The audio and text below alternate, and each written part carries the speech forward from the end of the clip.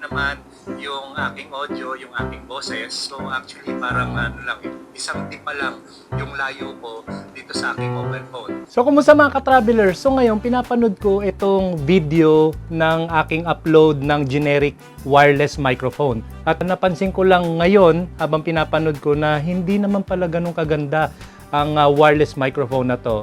Don't get me wrong at wag naman sana ako mabash dito.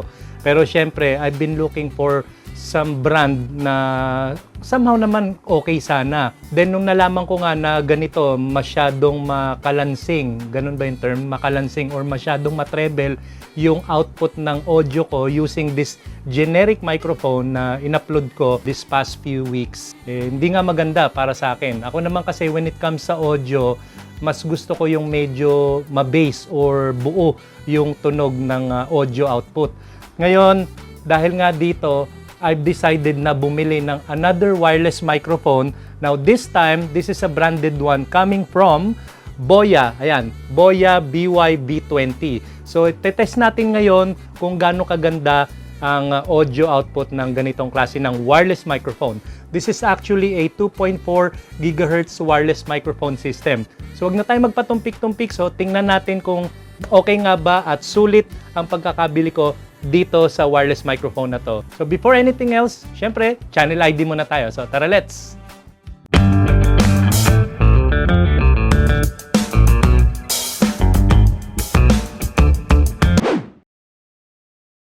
Okay, so yun po mga ka-travelers, so nagbabalik na tayo sa ating channel and time out muna tayo sa mga vlogs with regards sa mga sasakyan, how to drive safely. Ay, by the way nga pala, kung hindi nyo pa napanood yung video ko on how to drive safely, mga basic information lang naman. So, lalagay ko na lang yung link sa description below. Pero for the meantime, dito muna tayo sa tech vlog at kagaya nga na sinabi ko kanina, re-reviewin natin ngayon yung wireless microphone na nabili ko mismo sa online store ni Boya. Ito siya, Boya BY-B20. So alamin natin kung gaano kaganda ang audio output nito. Di katulad nung nakaraang wireless microphone na nabili ko, generic lang naman yon. I was expecting talaga na medyo hindi ganun kaganda ang quality ng kanyang audio. So dito, sana naman I'm expecting na medyo maganda na sana ang magiging kalalabasan ng audio neto. Okay? So, i-unbox na muna natin para malaman natin kung ano yung mga laman niya. Maganda naman ang packaging niya, no? Hindi naman na-damage nung inabot sa akin ni Kuya Lazada. So, shoutout sa iyo, Kuya.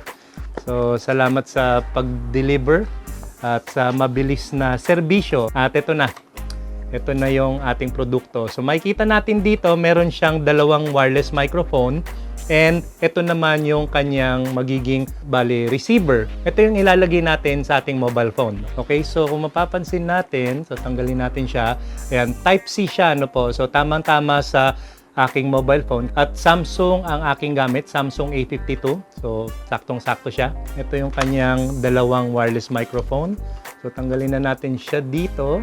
So dito meron siyang dead cat. Dead cat ang tawag nila dito, yung parang tela para ma-prevent yung mga noise na kumbaga masasagap ng inyong microphone. In a way, noise cancellation siya. And speaking of noise cancellation, meron siya actually button dito na pwede mong i-activate para totally yung noise na nasa paligid like yung mga dumadaan na sasakyan, yung pagtahol ng aso is maka-cancel out niya talaga.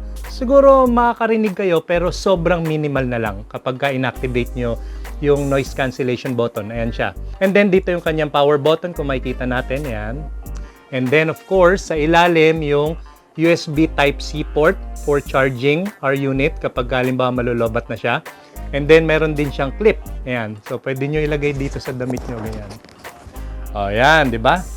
Pakaganda. And then, what else? What can we see? So, yun lang. And then, of course, yung kanyang brand name. Ayan, Boya. And of course, syempre, ganun din dun sa isa pang wireless mic. Since dalawa siya, ganun din ang kanyang design. So, meron siyang USB-C female port para sa pag-charge. Ayan. And then, dito yung kanyang button, power button, and then yung noise cancellation. Ayan. Siguro itetest din natin to outdoor para malaman natin kung gaano kalayo yung kanyang reception neto. Okay?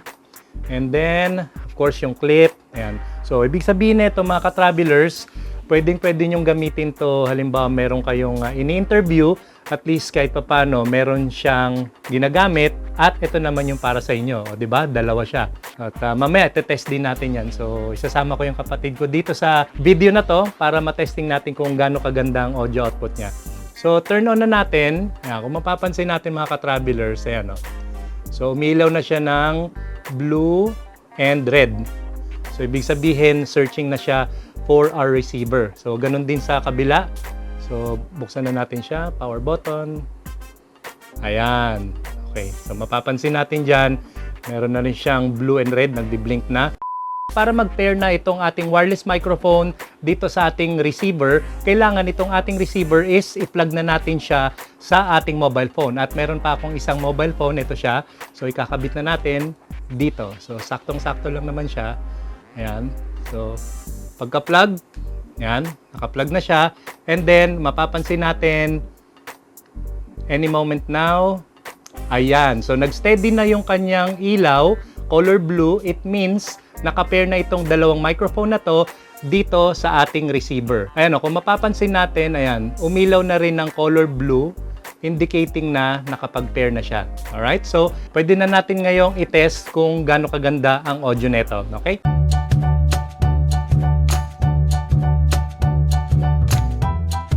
Okay, so yun po ng mga ka-travelers. So, ito na ang aking kapatid si Joy. Ayun.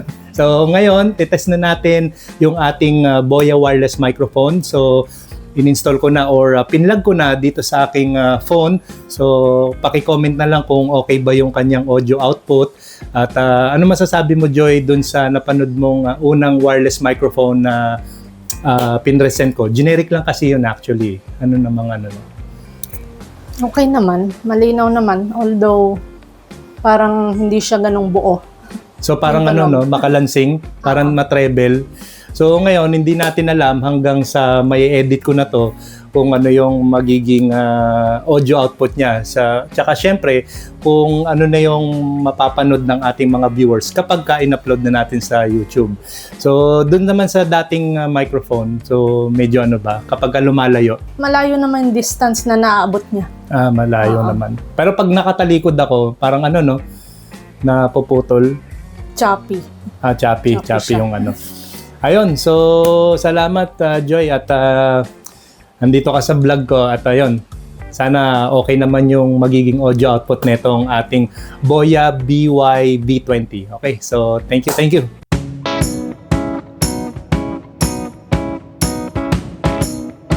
At yung pa mga ka-travelers, so magkakaroon tayo ngayon ng outdoor testing nitong ating Boya wireless microphone. At syempre, alamin natin kung maganda ba yung audio output nito kapag lalayo na ako ng mga ilang feet from my car. At mamaya lalabas nga ako bandaron. So kagaya nga lang din nung testing na ginawa ko dun sa generic wireless microphone. So alamin natin kung mas sulit nga ba ang pagbili ko dito sa wireless microphone na to as compared dun sa generic wireless microphone na nabili ko before. Okay?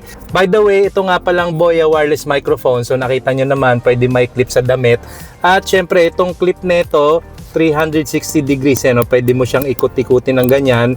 Kung gusto mong i-clip to sa damit mo, depende sa kung paano pagkakaayos niya. Ayan. And ngayon, mapapansin natin, so color blue, ayan, color blue yung LED niya, meaning to say, so regular recording lang tayo, hindi ko pa inactivate yung kanyang noise cancellation. So alamin natin kapag lalayo na ako sa sasakyan kung mas okay pa yung sagap ng audio niya.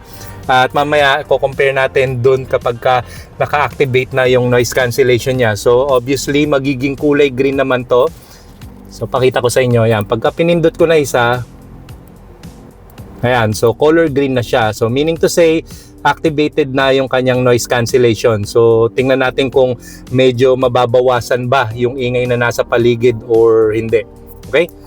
Ayan. So, balik natin ulit sa color blue. Ayan. So, lalabas na muna ako sa sasakyan.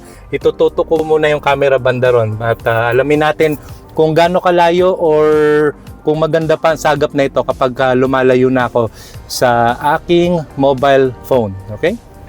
Okay, so yun po mga ka-travelers. So, nandito na ako sa may bandang kanto ng kalsadang ito. So medyo malayo-layo na rin ako sa aking sasakyan. So paki-comment below kung okay naman yung sagap ng audio output ng wireless microphone na to.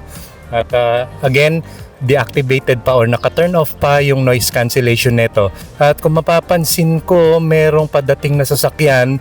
So tamang-tama to, mapapakinggan natin yung noise dito sa wireless microphone. Ayan. So paki-comment kung ano yung magiging audio output niya. Ayan. Okay, so let's see. Ayan. So ganyan yung magiging recording niyan. Ngayon, i-activate ko na or ito-turn on ko na yung noise cancellation ng wireless microphone ko. Turn on na yung noise cancellation. So may nabago ba sa audio ng aking pagsasalita? Kung medyo nabawasan ba yung ingay sa paligid or whatnot? So paki-comment na lang below. Okay? Ayan. And then ibabalik ko na uli siya sa regular recording. So turn off na yung noise cancellation. Ayan, so balik na uli sa color blue yung LED. So okay nga ba or sulit ba ang pagbili ko dito sa Boya wireless microphone? So comment down below at malaman natin kung okay ba yung kanyang audio output. Maraming salamat! And of course, syempre, other than this unit, meron din siyang mga nakapaloob like manuals. And then meron din siyang pouch. O ayan, di ba? So Boya. So pwede nyo ilagay dito yung inyong unit for safekeeping. And then meron din siyang dalawang USB Type-C na cable. Actually, yung isang dulo ang Type-C and then yung isang dulo is Type-A para ilagay nyo yung inyong power brick kapag magcha-charge na kayo. At yun po maiksing vlog na i-present ko sa inyo ngayon. I hope may natutunan kayo. At kung di pa kayo nakasubscribe sa aming channel, don't forget to subscribe Road Crew Travels at i-hit nyo na rin ang notification bell para updated kayo palagi sa aming susunod na tech vlogs. So till next time mga ka-travelers, so maraming salamat at God bless.